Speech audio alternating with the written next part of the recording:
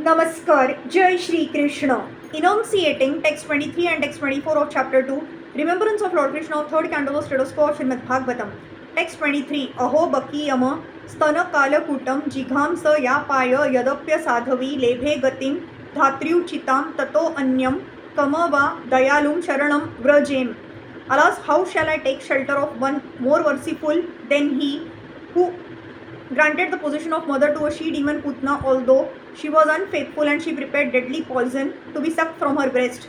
Here is an example of the extreme mercy of the Lord even to his enemy. It is said that a nobleman accepts the good qualities of a person of doubtful character just as one accepts nectar from a stalk of poison. In his babyhood, he was administered deadly poison by Putna, a she-demon who tried to kill the wonderful baby. And because she was a demon, it was impossible for her to know that the Supreme Lord, even though playing the part of a baby, was no one less than the same Supreme Personality of Godhead.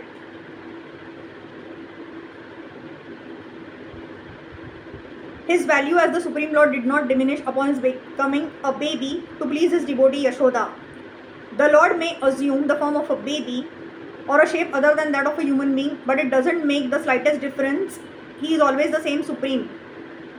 A living creature, however powerful he may become by dint of severe penance, can never become equal to the Supreme Lord. Lord Krishna accepted the motherhood of Putna because she pretended to be an affectionate mother, allowing Krishna to suck her breast.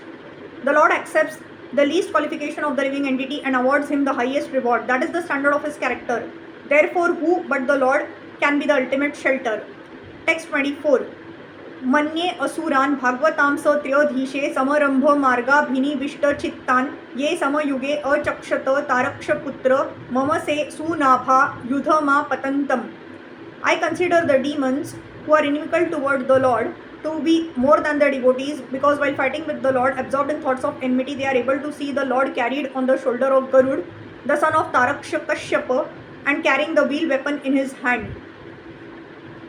The Asuras who fought against the Lord face to face got salvation due to their being killed by the Lord. This salvation of the demons is not due to their being devotees of the Lord, it is because of the Lord's causeless mercy. Anyone who is slightly in touch with the Lord somehow or other is greatly benefited even to the point of salvation due to the excellence of the Lord. He is so kind that he awards salvation even to his enemies because they come into contact with him and are indirectly absorbed in him by their inimical thoughts. Actually, the demons can never be equal to the pure devotees, but Uddhav was thinking in that way because of his feelings of separation.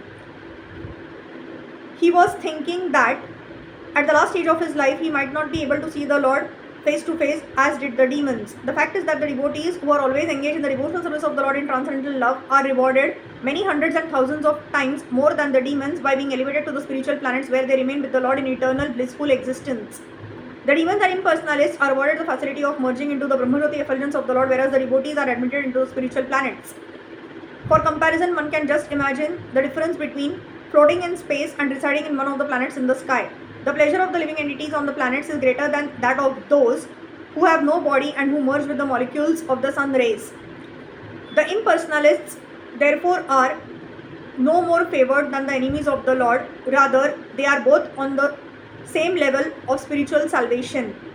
Hare Krishna.